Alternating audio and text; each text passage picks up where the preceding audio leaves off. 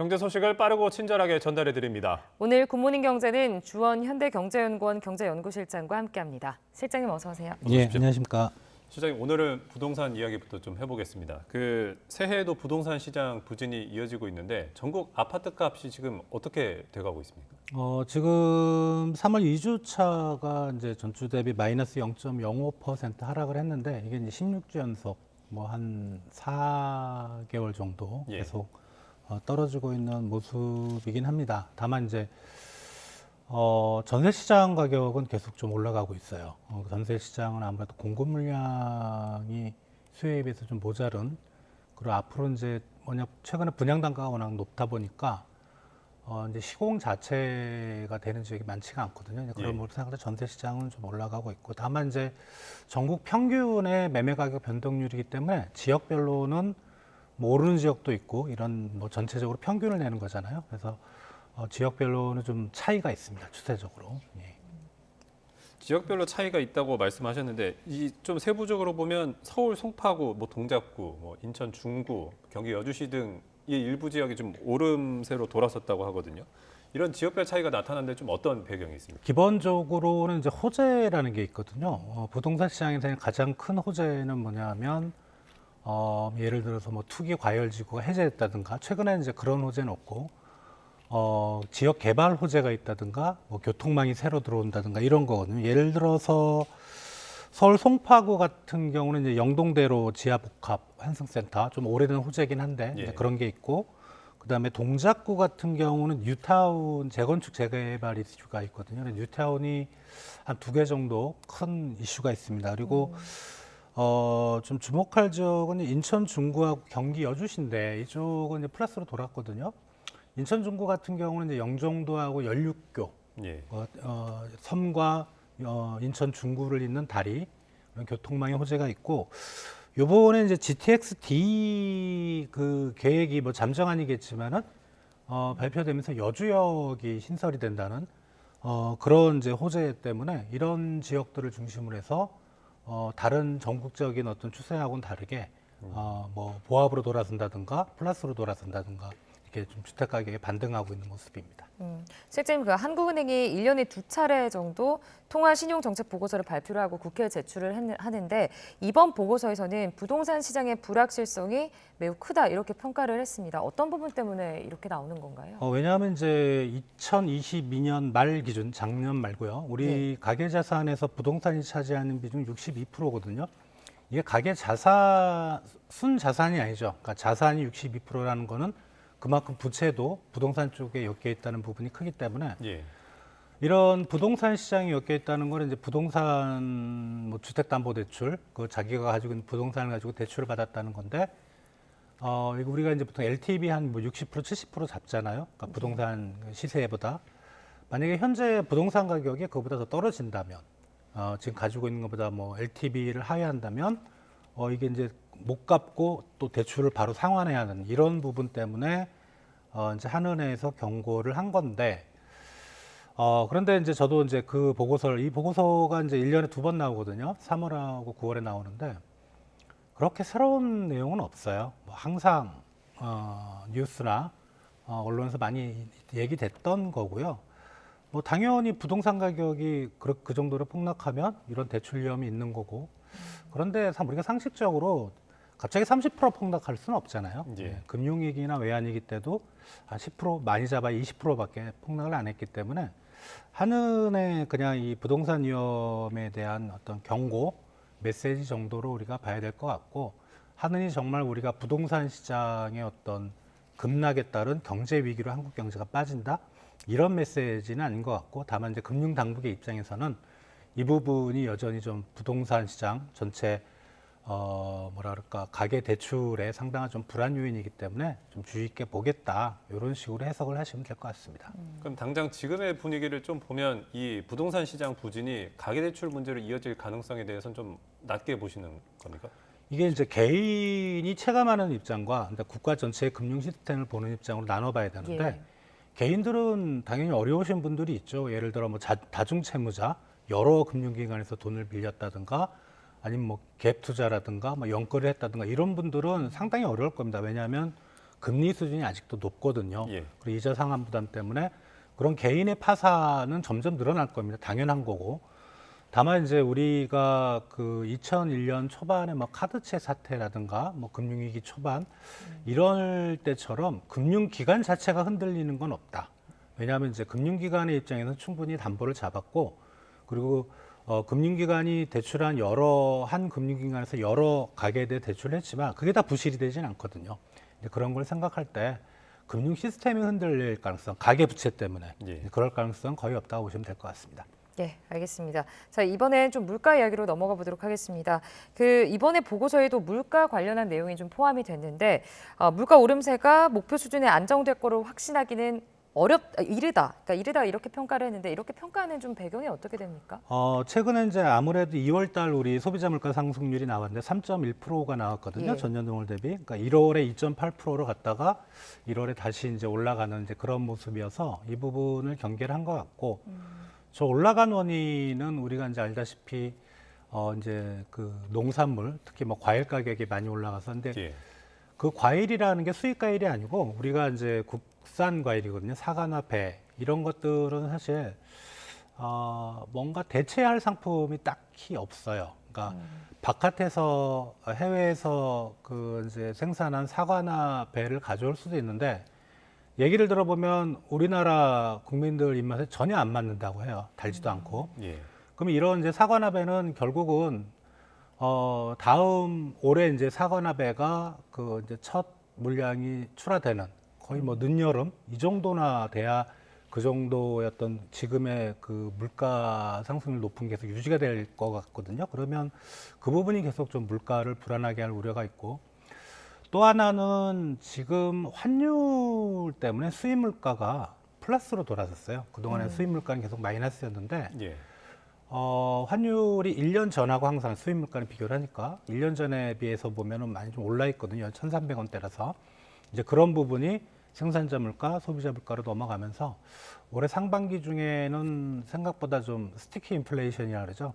물가 상승률이 잘 안 떨어지는 이제 그런 부분을 하느니 고려를 한 것 같고, 그럼에도 불구하고 이제 하는 전망치를 보면요. 올해 연간으로 2.6% 평균, 예. 그리고 하반기에 평균 2.3%니까 예. 하반기는 이제 7월부터 12월까지 6개 달을 평균 읽는 게 2.3이잖아요. 하는 전망치 하면. 그러면은 뭐 10월, 11월, 12월 정도에는 거의 하는 목표치 2.0%로 간다고 봐야 되거든요. 그래서 목표치로는 아마 올해 말이나 뭐 그 정도는 하는 어떤 물가 안정 목표는 2.0%까지 내려갈 걸 생각이 됩니다.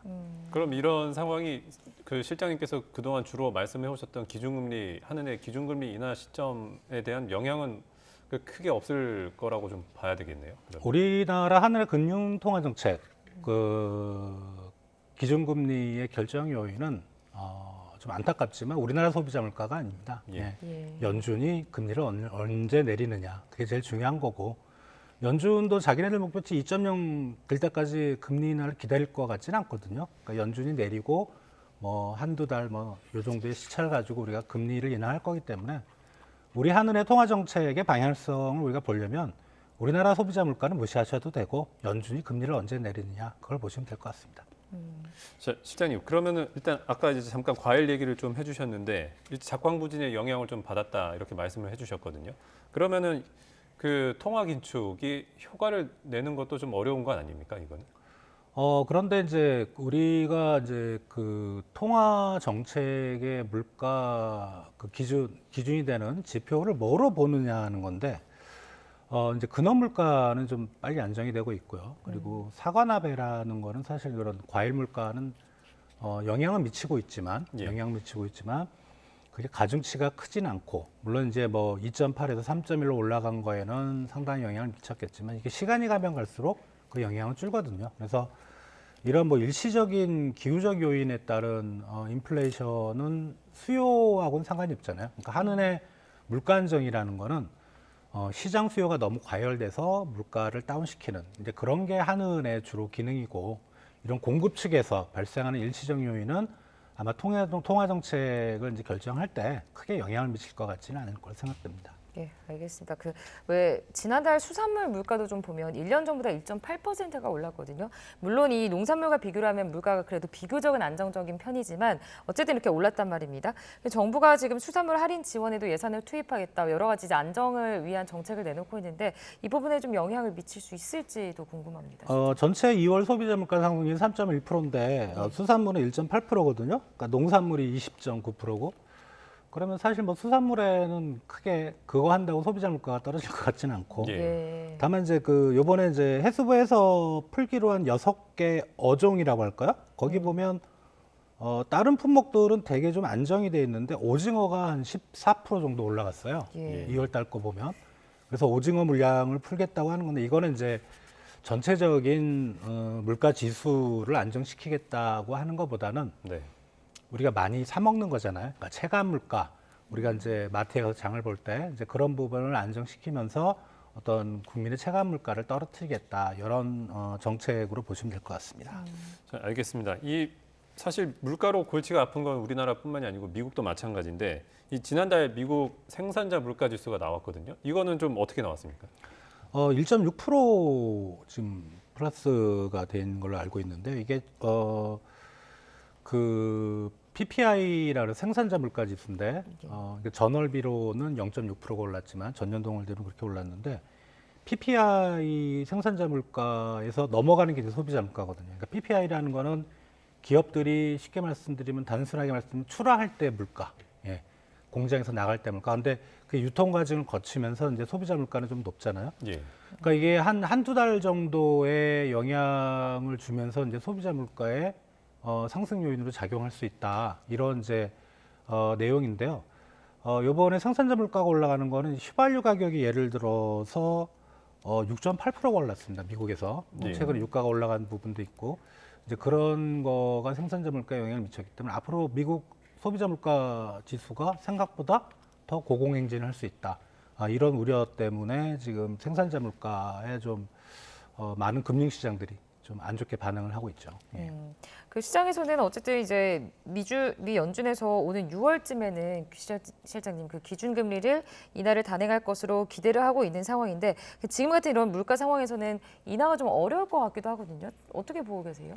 지금 봐야 되겠는데요. 네. CPI보다는 사실 미 연준에서는 이제 PCPI라고 개인 소비 지출 물가를 많이 보거든요. 예. 실제로 연준 사이트 들어가서 그 통화 정책의 어떤 올해 초에 나온 보고서인데 짤막한 한 페이지짜리 보고서인데 자기들은 CPI가 아니라 PC를 보겠다고 하거든요. 그러니까 PC는 지금 2%대 한 초반 정도로 상당히 안정화가 되고 있어요. 그래서 예.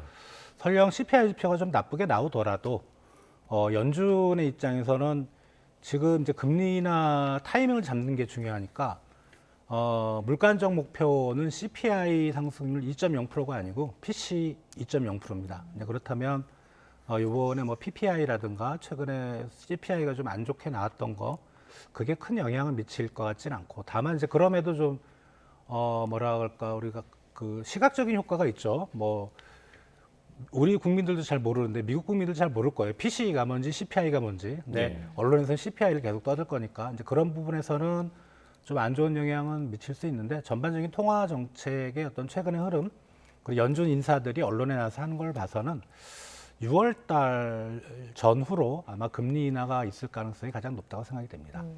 시장님 이것도 하나 좀 궁금한데 이제 미국 지난달 소매 판매가 전달보다 0.6% 증가했다. 이게 예상보다 부진했다 이러는 건데 이게 좀 어떤 의미가 있는 겁니까? 미국은 사실 우리나라는 수출이 앞에서 끄는 경제 구조를 가진다면 미국은 이제 뭐 투자나 수출보다는 이제 소비입니다. 소비가 한 70% 정도 GDP에 차지하고 우리나라는 50%도 안 되거든요. 그러니까 미국 경제의 앞으로 방향성을 보려면 이제 소매 판매인데 이 소매 판매가 1월 달에 전월비 마이너스 1.1%, 1월에 좀 추웠거든요. 미국이 폭설도 있었고. 예. 근데 그럼 2월 달에 좀 일시적인 요인이니까 2월에는 최소한 1월에 마이너스 1.1이니까 최소한 복구가 되려면 플러스 1.1 이상은 나와야 되거든요. 0.6밖에 안 남았어요. 네. 그러니까 이 부분이 미국 소비자들의 어떤 그 구매력이 많이 떨어지는 게 아닌가 이런 이제 의구심, 앞으로 소비 지표가 안 좋을 가능성. 이게 왜 그러냐 하면은 이제 우리가 상식적으로 이제 미국의 어떤 그 가계 소득과 소비 지출을 보면 자, 소득보다는 소비가 낮아야 정상이겠죠. 그죠? 예. 예. 근데 미국의 코로나 이후에 최근의 모습 보면 소득 증가율보다 소비 증가율이 훨씬 높습니다. 그러니까 저축률이 미국의 장기 평균이 자기들의 가계 가처분 소득이 한 5% 정도 항상 저축률 유지했는데 최근에는 3%로 확 떨어졌거든요. 네. 그러니까 지금 그만큼 미국 가계들의 구매력은 많이 떨어진 상태고 이런 것들이 그러니까 결국은 쓸 돈이 없다는 거죠. 이런 것들을 생각할 때 미국 소비 지표가 앞으로는 그렇게 뭐 작년 재작년처럼 좋게 나오진 않다. 결론은 미국 소비가 안 좋다면 미국 경제도 이제는 뭐 최소한 연착륙 국면, 뭐 침체까지는 아니더라도 그렇게 들어가는 게 아닌가 그렇게 생각이 됩니다. 그렇게 이제 예상을 상회하는 생산자 물가는 기준금리를 기대하기 어려운 상황이고 좀 부진한 소매 판매는 인하에 좀 전망을 실어주는 그런 내용인데 좀 상반된 지표가 나온 것 같아요. 근데 이번에 뉴욕 증시가 좀 이걸 반영을 했는지 좀 약세를 보였거든요. 어떻게 보셨습니까? 지금 아무래도 이제 PPI 쪽의 영향이 더 컸던 것 같은데, 근데 문제는 그 엔비디아가 주도를 했어요. 예. 그동안 엔비디아는 좀 내부적으로 안 좋은 이슈가 있었잖아요. 내부 인사가 물량을 풀었다든가 팔았다든가 이런 것도 있었기 때문에 이제 그런 영향을 좀 받았던 것 같고, 또 하나는 이제 보시면은 이제 나스닥 쪽, 그러니까 기술주가 있던 그런 쪽에서 전기차 주식들이 일제히 지금 안 좋은 그런 상황이거든요. 최근에 전기차나 2차 전지에 대해서 좀 안 좋은 이슈들 이런 게 좀 반영이 된 것 같은데, 다만 이제 PPI가 뭐 그 정도 나왔다고 주식시장이 저렇게 딱 빠진다는 것보다는 최근에 좀 그 조정 흐름이 좀 있어야 돼요. 왜냐하면 뭐 S&P 기준으로 사상 최고치를 기록했었잖아요. 네. 그런 부분이 좀 조정이 될 때 어떻게 보면 핑계거리가 필요한 거죠. 뭐 울고 싶은데 누가 뺨을 때려주는, 그러니까 PPI가 그런 역할을 한 게 아닌가 생각이 됩니다. 알겠습니다. 오늘 굿모닝 경제는 여기까지 듣겠습니다. 지금까지 주원 현대경제연구원 경제연구실장과 함께했습니다. 실장님 고맙습니다. 고맙습니다.